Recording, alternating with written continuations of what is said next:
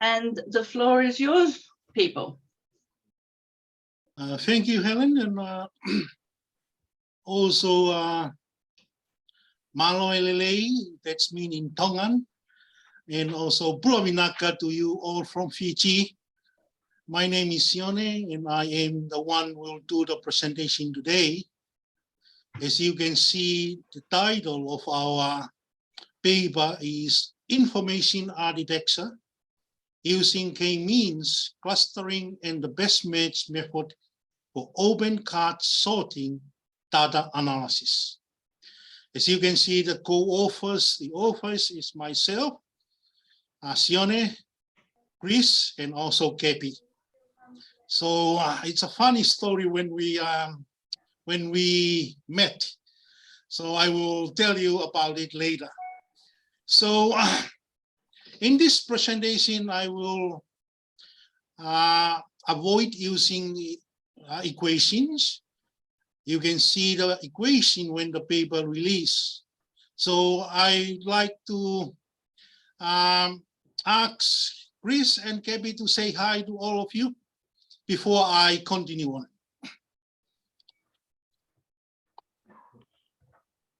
Hello, I'm Christos Katsanos, a co-author in this work.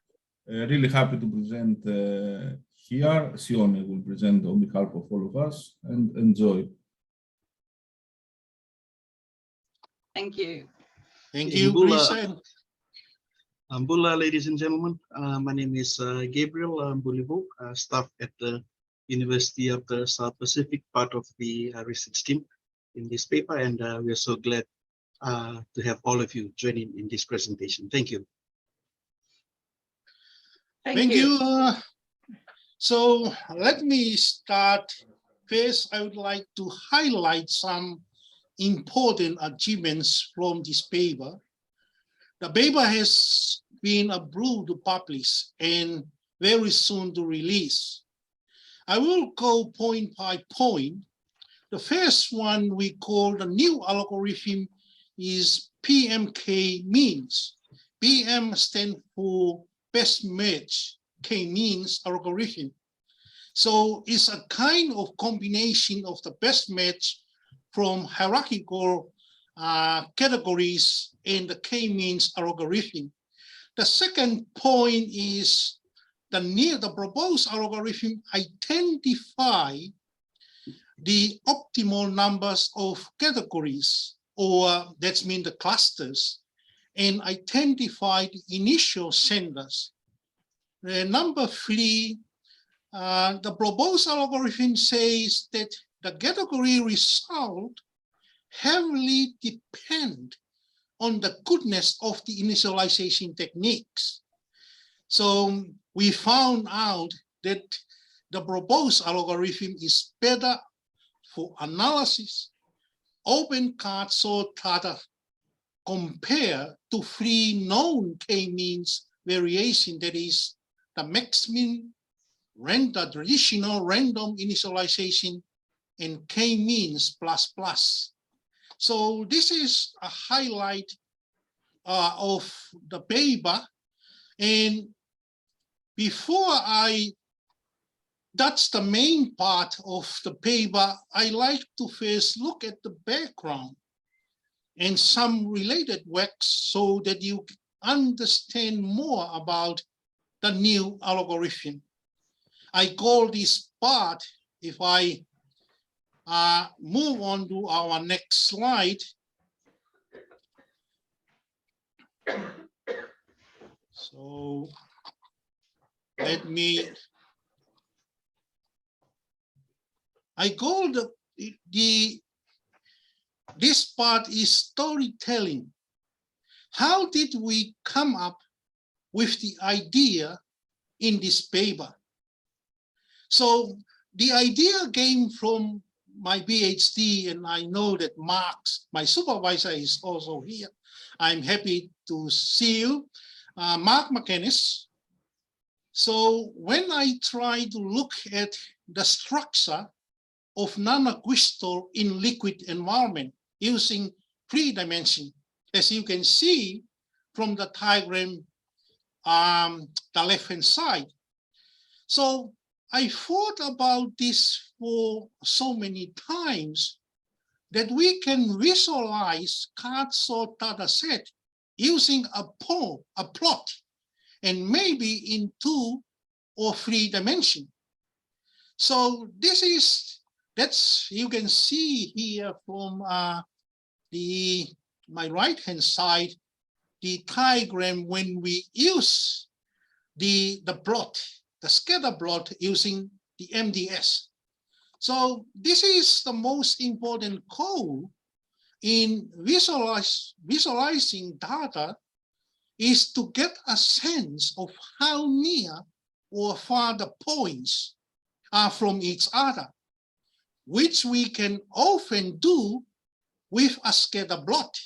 However, in card sorting, the data may not always come in point form at all, but rather in a form of pairwise similarities or dissimilarities between cases, observation, or participants, meaning there are no plot points to plot.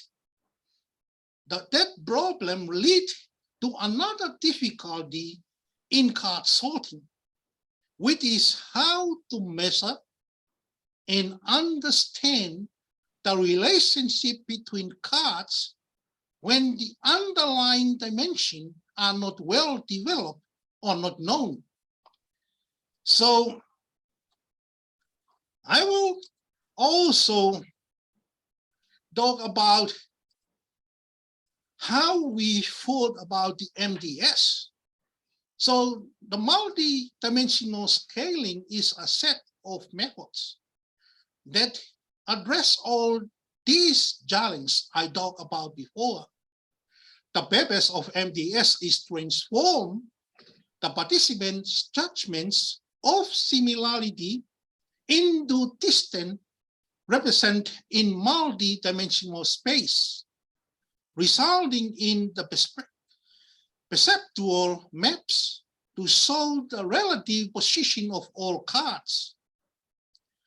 As you know, when we finally plot the MDS of the similarity metric in 2 or 3 dimensions, and you can see this graph here is all black. The balls are all blacks because this is only one clusters. That is another difficulty when we plot the data.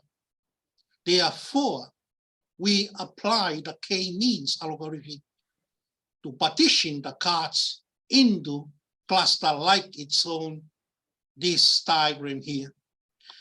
So I will talk about a little bit about card sorting, so that those of you who are new to the card sorting to understand before I touch the main part of the presentation. So the manner in which the data is collected can have an impact on how it is analyzed. I will briefly cover 2 most common methods used to gather the data and discuss the analysis implication of each method. Card sorting is done by 2 primary methods, like you see here. The first one is an open card sort, and the second one is the closed card sort.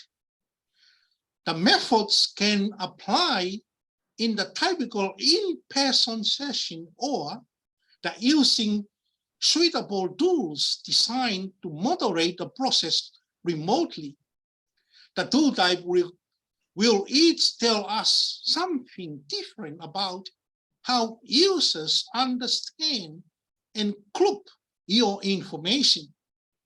Choosing the right technique at the right time is the key to gathering high quality and relevant data to inform your design decision. So first, I will touch the open card sort. So the open card sort each participant is given a stack of cards. The participants are then asked to group those cards together in any way they want. Then they create labels for the groups that they chose. This method is commonly used as a preliminary descriptive method. Open card sort method are carried out in pre-designing to support information structure establishment, useful for comprehending, navigating, structuring, and label of relevant website information as viewed by participant or user. As you can see here in card sorting, in open card sorting, this is one of my students, open card sorting. You can see this person, this participant sort the cards in groups. And you can see the blue paper here. That means after sorting the cards, she will label each group. That is open card sorting. The other participant in yellow cards here, the participant here just sort the cards. And when the participant understands the cards, she can label the category names. Either ways can be used for open card sorting. So we are about to finish one of our paper in challenge faced by the first year university student during COVID-19. And we use open card sorting there. So this is other application of card sorting. It's not only focused on the information of the website and those things, but we can use it in other type of research. So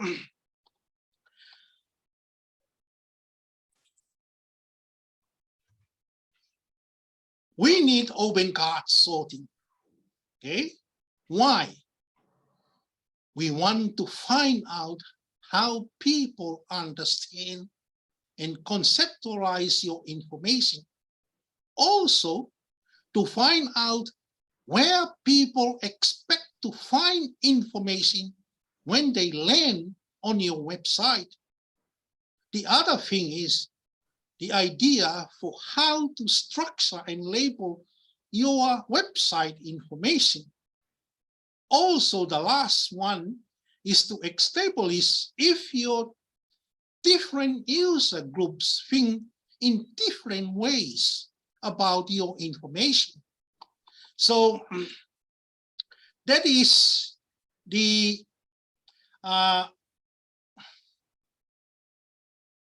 open card sort. So I will continue on a little bit to closed card sort. So closed card sort, if we want to find out people on where your information is best placed within existing category. So also in closed card sorting, the researcher create a label. See the difference? For their respective groups. Participants are given a stack of cards and are asked to put each card into a group. This method is normally used when adding new content to an existing website or gaining a second round of insight after an open card sort. So closed card sort is dealing with both design, evaluation, and analysis of website information. So as you can see in the table, this is the table from our paper. This one here is the number of categories created by 112 participants in our open card sort data set. The number of cards is equal to 50. And I will talk later about why the percentage of participants is very important. As you can see, number 6, number of category number 6 is the highest in the percentage of participant. Okay, so I will talk about it later in my presentation. So also I have a little touch to the k-mean. So k-mean is the algorithm start by partitioning the input points into k initial sets, either a random or using some experimental data. Okay, it then calculates the centroid of each set and construct a new partition by associating each point with the closest sender. Then the sender of each set are recalculated. So I mentioned a very easy free step when we use k-mean. So we select the k values. K stands for the number of clusters. We find or initialize the senders, and then select the group and find the average. So I have a little diagram here to make it easier for us. This is our data set when we use the MDS. So before applying k-means, it look like this, all black, this one here. So after we apply k-mean, and you can see we have different colors here, different colors meant for different clusters. There are 6 clusters here. Okay, so this is how the k-mean is working. So also, I said before in my presentation, one of the most important things is determine the number of categories or the number of clusters k. So one of the most challenging tasks in the clustering algorithm is to choose the right value of k. What should be the right k value? How to choose the k value? So table on the screen here summarize the number of categories provided by all the methods mentioned there. Most methods shows 6 categories. Thus the proposed algorithm choose 6 categories as the optimal number k for the data set in this study. So I put some graph here to justify our number of cluster. This one here, the first plot is number 2a is the screen plot of the eigenvalue. And you can see here 6 clusters. And also I plot the well-known elbow method. And also the elbow method gave us 6 clusters, and then we decide that we will use 6 clusters is in this data set. Yes, all of us are supervising one master student right now. One of our master student, their project is trying to come up with a method or some method to cluster to calculate the number of k in card sorting data set. Our approach I'm thinking right now is trying something to measure the similarity metric. And maybe we will present this again here. So that is how we determine the number of categories or clusters. So the next part is how we source the initial senders. See, first we find the number of clusters. The second, we have to find the initial sender of each cluster. Okay, so that's why we have the BMM work by matching the strongest pair, so it does not reconstruct the original data. Let me give a short explanation of best match method. Assume we have cards. Okay, we have cards, 5 cards, and each card have by its own a single cards. Okay, so produce a combination of 2 cards in the category. Okay, so let's say card 1 pair with card 2, card 1 pair with card 3, card 1 pair with card 4, and continue on like that. The base pair with the highest score, see, is locked in as a new category. Let me give you an example. Okay, so this is an example from our paper. Okay, so the example here, we have 5 participants, VW, XYZ, and also we have 5 cards. After this participant card sort this data, these cards, and then we have a result here. So how the PMM works. So like I said before, as you remember, the base pair with the highest score is locked. See? And if, for example, in here is individual here. So how about the cards, the participant number 2, W? So W, so this card is AB, AD, BD, BC. Okay, so that's why you see here there are 4 participants.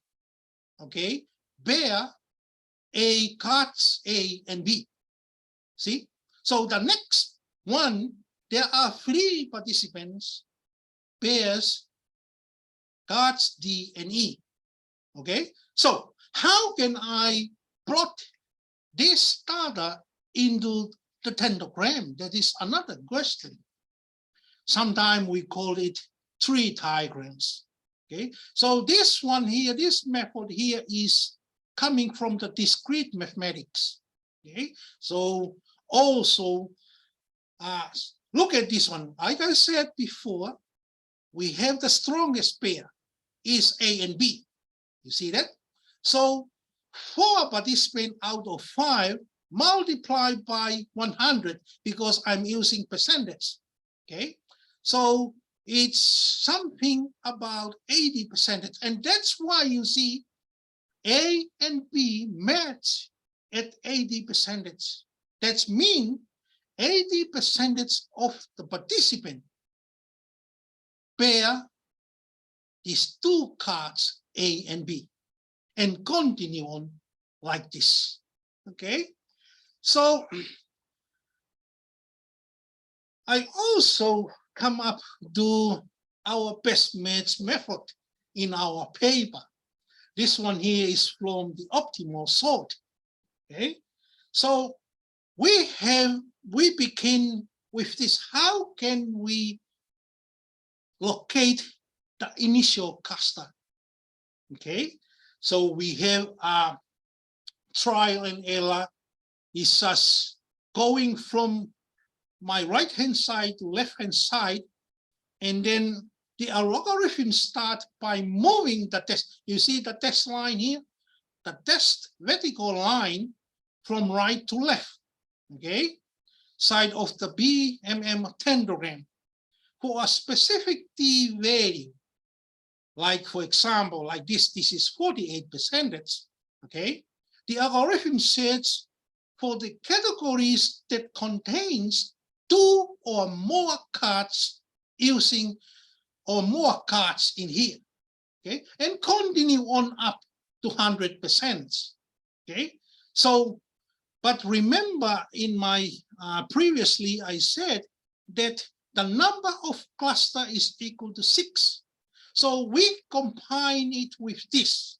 Okay, so that's why you see here, you can see I have a category 1, category 2, up to category 6. How to choose the initial sender. So we have the strongest pair. For example, if we see category number 3, see number 3 here. So the strongest pair is these two. You see the circle here. Why I choose the circle, not the other one? Because the circle is connect to the next highest, the strongest percentage. That's why I chose the circle, not the other cards. Okay, from my similarities metric. Okay, so that is how we chose our initial sender, and then we have also, like I said here, that we compare this with existing initialization method, that is the random senders, the MaxMin, and also the k-means. Also, these existing initialization method are explained well in the work of these people here, I mentioned here. So you can able to read it. I will not explain this method. So this is your task. No, this is your homework. Okay, this is your homework to look at this initialization method.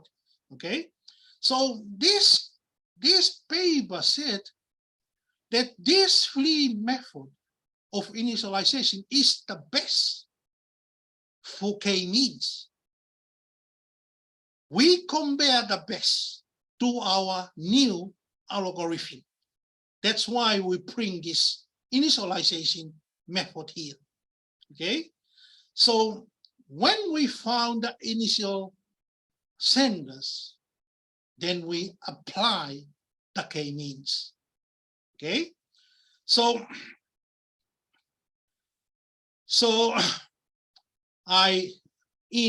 it is arguable that the proposed method algorithm can make k-means more efficient, and more importantly, to provide the categories that are more congruent to participants grouping when analyzing open card sorting.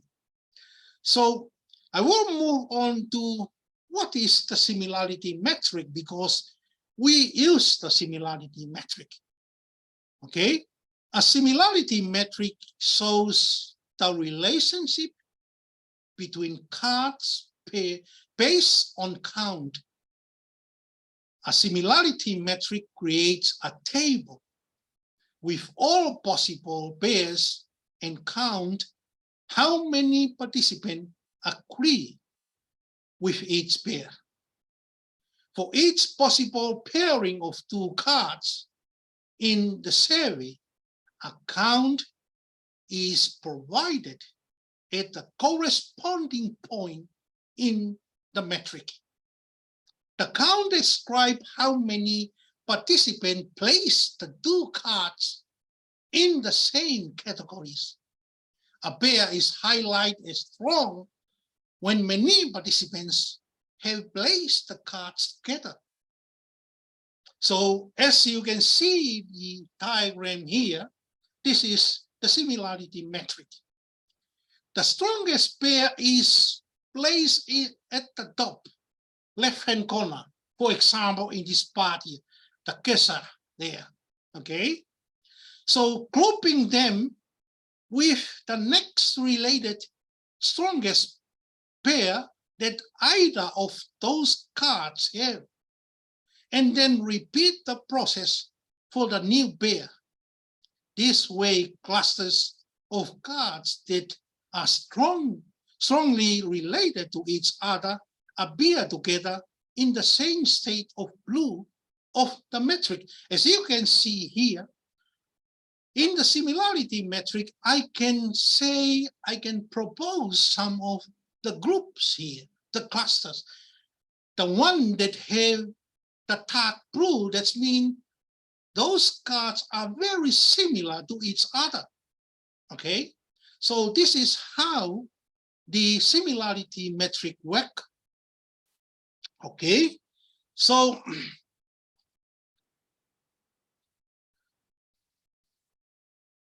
let me drink some water. So as you can see, if I continue on in the diagram bit, so the first card here, 90% of the participant bear these two cards. And if I go further down and see the zero there, zero meant that no participant bear these two cards together. Okay, and that is how we explain the similarity metric. Okay, so the next part, the other question in my presentation, you show me the method. Yes, I show you the method. But how? How can we measure this method? And how this method compare to the other algorithms? This section compared the proposed algorithm with the three existing methods that I said before to provide variable insight into the method obtain better category qualities. The first method that we form is the participant agreement score. Okay, so, and sorry for the use of the formula here, but I need to make it more for you to understand more about the how we compare our method to the other techniques. Okay, so this method here is called participant agreement scores. So it's measure the degree of participant agreement between pairs. We calculate the BAS of each category by summing the percentage of the combination of cards in a category and then divide by the number of combination cells, as you see here. So this part here is the participant agreement score.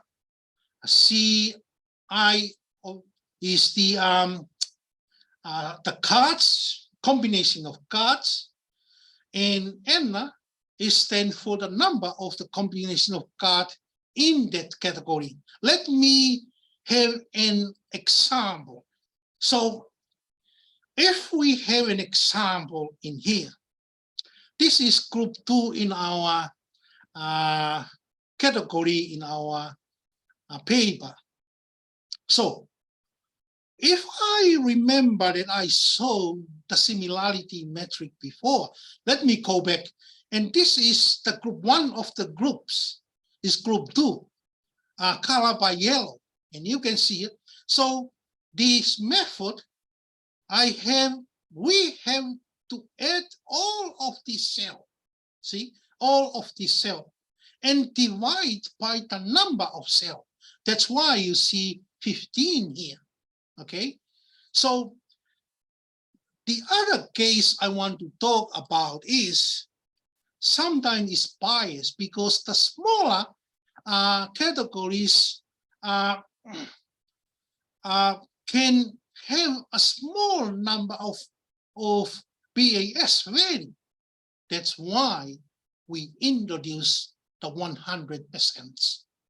Okay, so to make sure that we calculate each category proportion. Okay, so when we done this and then we plot this, and you can see the red one is the new method. Okay, so and the other method is lower than the new method. Okay, that is one measure that we done do measure between the new algorithm and the existing algorithm. Okay, so the second part is the category validity score.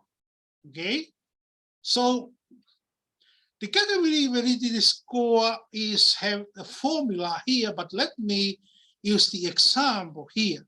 Okay, so it will explain it like this. If I go back to my similarity metric, I add all of the yellows. No, not yellow. If I have a certain cards, let's say that room here. So in this category, I have, you see the red number in the yellow color. I add this, divide all the red colors, see, divide by the number of red colors. That is the category validity score formulas. Okay, so we end up, we calculate it like this, and then divide. So again, in here, we conclude that the size of the category n into the denominator of the formula to overcome the bias by the number of elements within a category, especially if the category contains a small size. Okay, and that's why we divide by the number of cards. Okay, so as you can see from the graph, the plot here, again, the new algorithm showcase this is the best initialization technique to use for cards, open card sorting. The last technique I am about to talk about, we also calculate the total distance score. Okay, as you can see from the diagram here, it shows how far the final sender moved away from the initial sender. For the free existing method, we chose the lower sum of square error found after we repeat 100 times. This is another advantage of the new techniques, because the proposed algorithm require only one iteration due to its centroid points being already identified. This is one additional advantage of the proposed algorithm. So when we do this, and you can see, to find the distance using the distance formula, for example, the green one, and we find the green one. Okay, so add with the blue, and you can see here that the move of the final sender from the initial sender, the lowest is the new algorithm. It showcases that the new algorithm have the smallest, the distance can move from the initial to the final initial sender. Okay, so that is the techniques of how to measure and compare to the other three techniques that I talked about before. Okay, so it's come up to my conclusion of my talk before you ask us the question. So the conclusion here, this paper presents the proposed algorithm called best match k-means, an algorithm for computing initial category senders for the k-means method in the context of open card sort data analysis. In this algorithm, we first identify the optimal number of categories and then create the initial core categories using the best match method. Identify the initial sender, and finally, we apply the k-means to categorize the data. The rationale for the proposed algorithm is that the categories results is heavily depend on the goodness of the initialization technique. Okay, so as you know, I show you the graph, and then the proposed algorithm is very effective and converts to better category results. In specifics, experimental results shows that the proposed algorithm compare favorably to other algorithms. Also, in our algorithm, we able to overcome the limitation report by the paper belong to Paea and Pert in 2018. That is the first time this paper mentioned of using the k-means in card sorting, who proposed an algorithm that combine the multi-dimensional scaling and the k-means clustering to analyze open card sort data sets. In their paper, they mentioned that the algorithm does not work well when the number of participants and the number of cards are greater than 30. This algorithm overcome this limitation. And also, we are looking for more research in the direction for card sorting. There is a need for more in-depth future research of components using quantitative data to provide deep and rich insight into open card sort finding. An extension of this research may be to enhance the understanding of the topic from the MDS using the 3-dimension and the 2-dimension data points. So I think I'm on time. And also, I would like to say thank you all for all of you hearing our research, and also thanks to Chris and Gabby contributing for this paper and interacting with computers for accepting this paper. Last part, Malo, Vinaka, thank you all. Question time. Great, thank you very much. Thank you for a really clear presentation with a good introduction to card sort for those who weren't familiar with it. So we give you a little clap to start with. So we have the floor for questions now. As I said in the chat, you can either raise your hand or try and keep an eye. Yes, Mark, you can open with your question.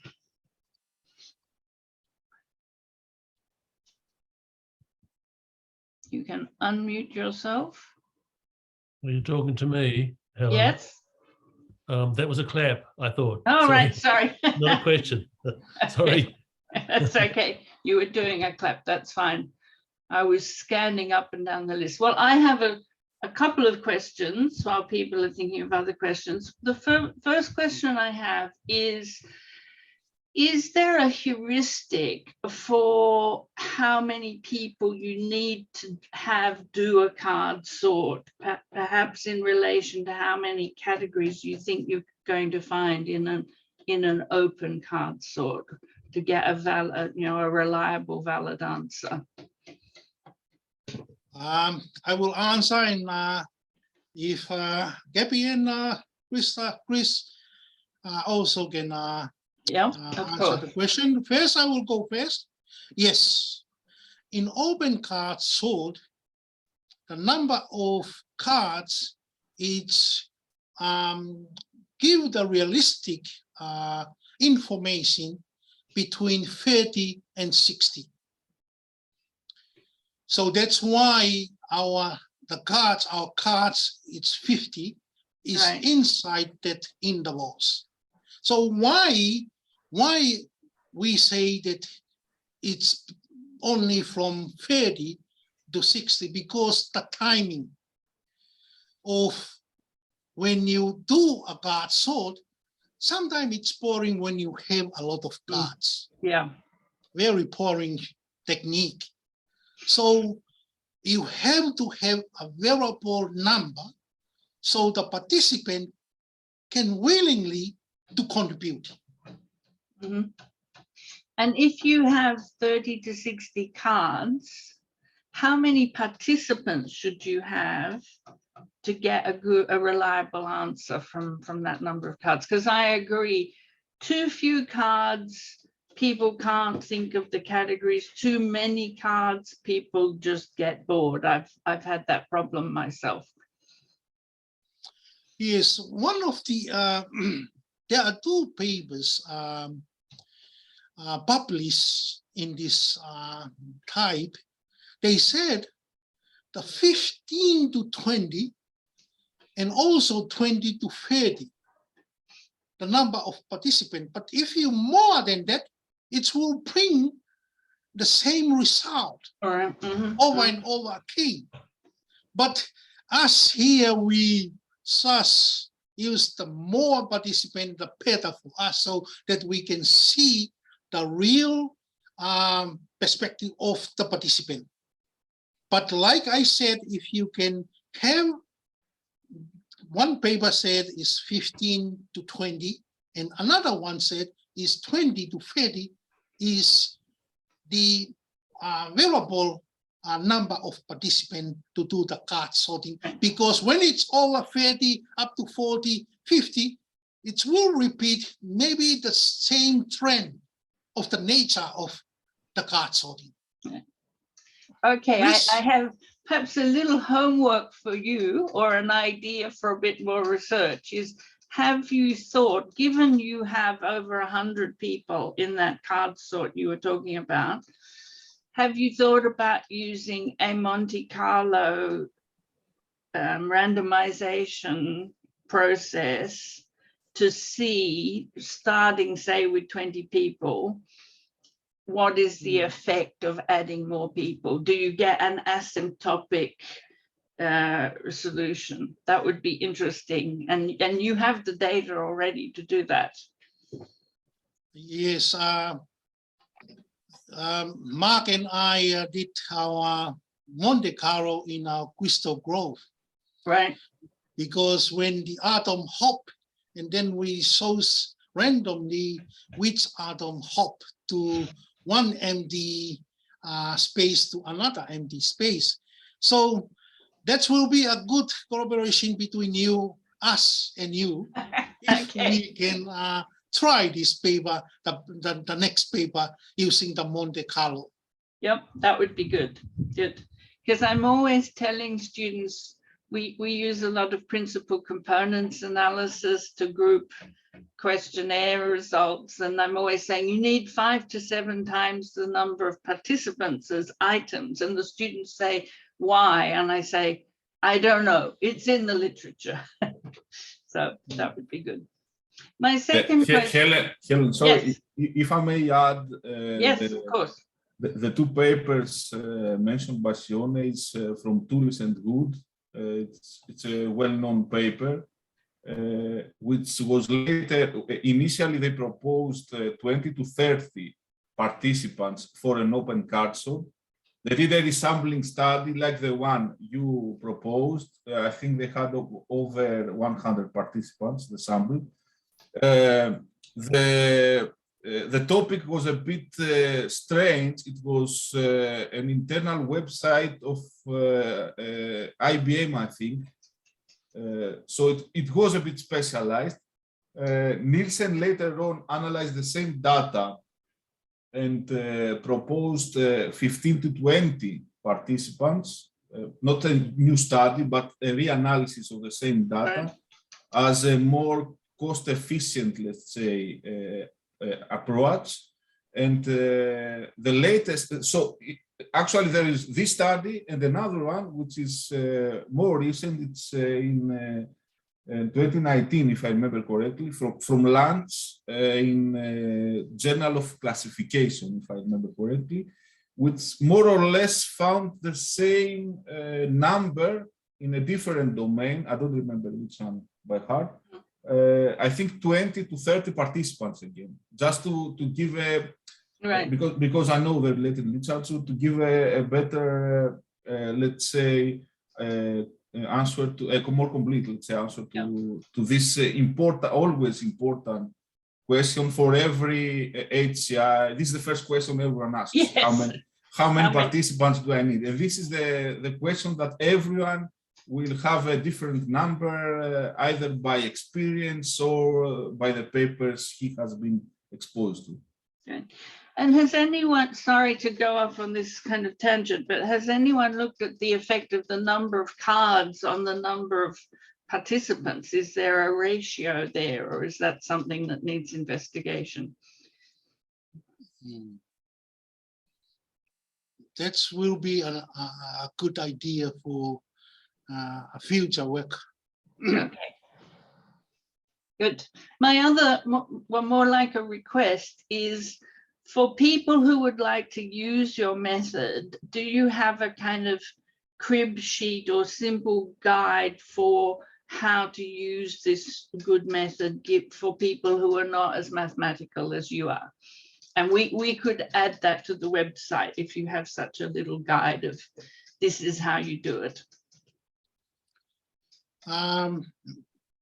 Maybe we haven't write a simple guideline, but after this, maybe we three of us sit down and look at it and send it to you to post in the website.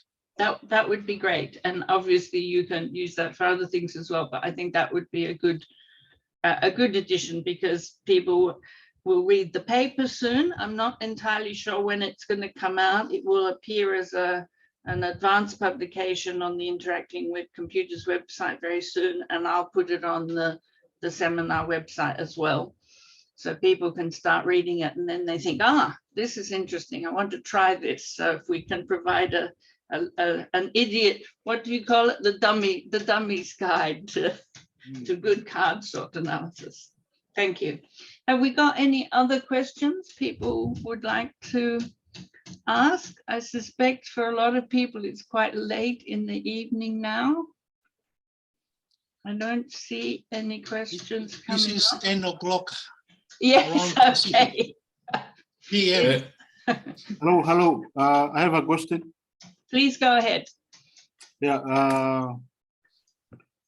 My name is Morelli. I'm a colleague of Sione.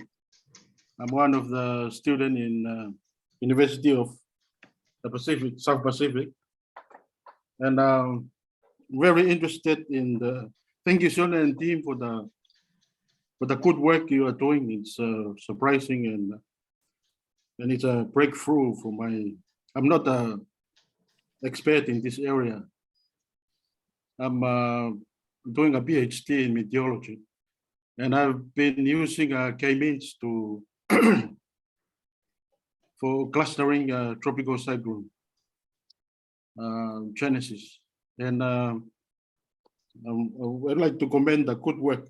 And I have the question about when you look at centroids and its members, you have 6 centroids and you have 6 groups. So have you had any chance to look at the least quantization error, the distance I'm talking about the distance between the centroids and members. Have you had an opportunity to compare the quantization errors between your new approach and the other three approaches? I hope I make myself clear with my question. The least quantization error. If you see which one has the least error or least distance from the main centroid for each of the 6 groups. Thank you. Yeah, thank you, Moleni, and happy to hear from you. So we did this in our first paper that first came in. So this is very interesting to me if we redo this using our new algorithm. So I think we did not use that in this paper, but like New said, that will be interesting to see and compare using that technique. So, Chris and Cappy, you have any thing to add? No, I agree, Sione, with that. We didn't get anything else there.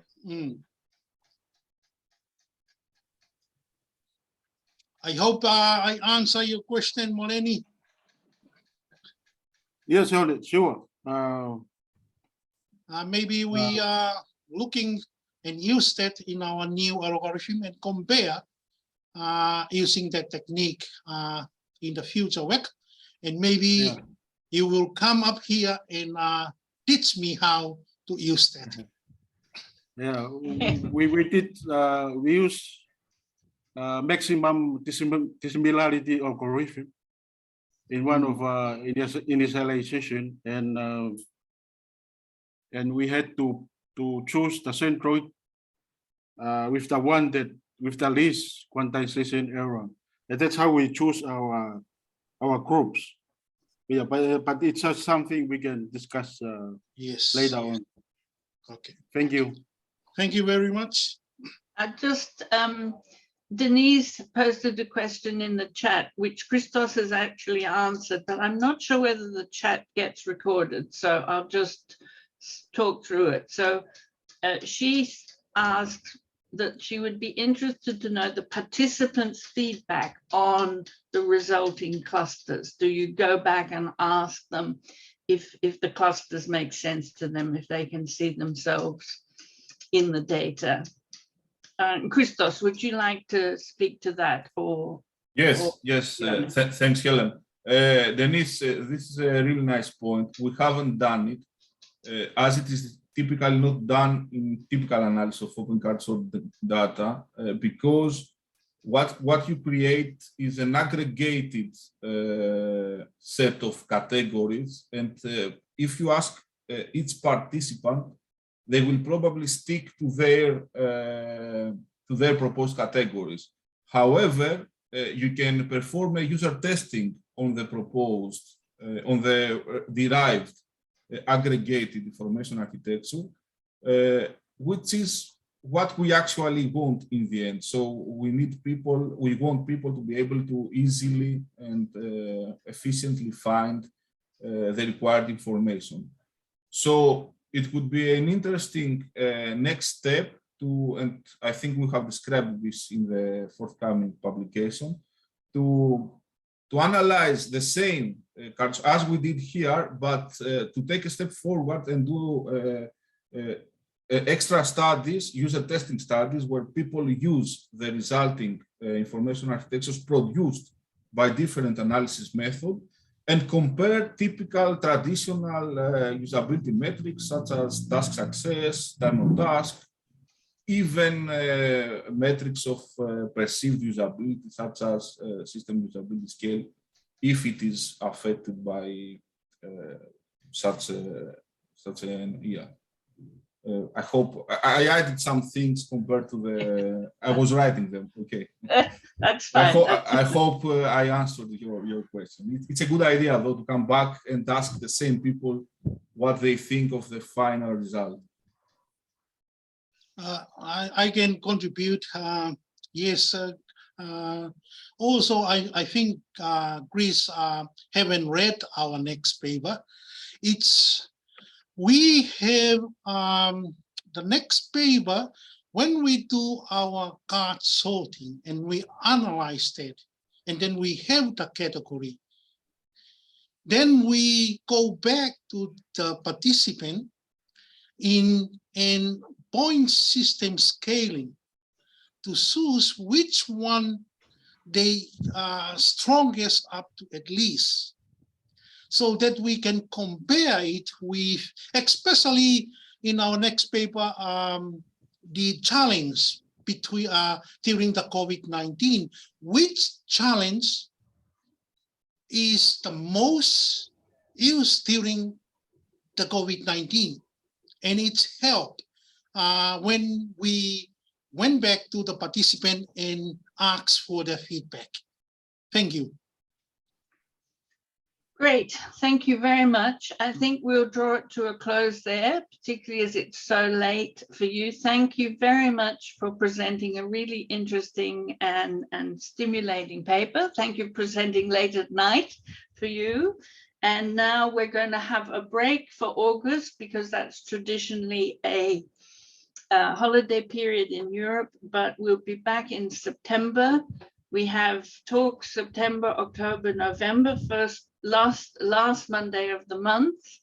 And then in December, we're planning a symposium because the journal has a special issue on HCI and the COVID pandemic, how we helped, how HCI had to change. So that will probably be a longer event. And I hope to see a lot of you at that event. And I will put again the, sorry, I'm typing in the wrong place, our website. I couldn't believe I got this website. So it's hciuxseminars.org is our website. Please watch there. We'll put the recording of this seminar.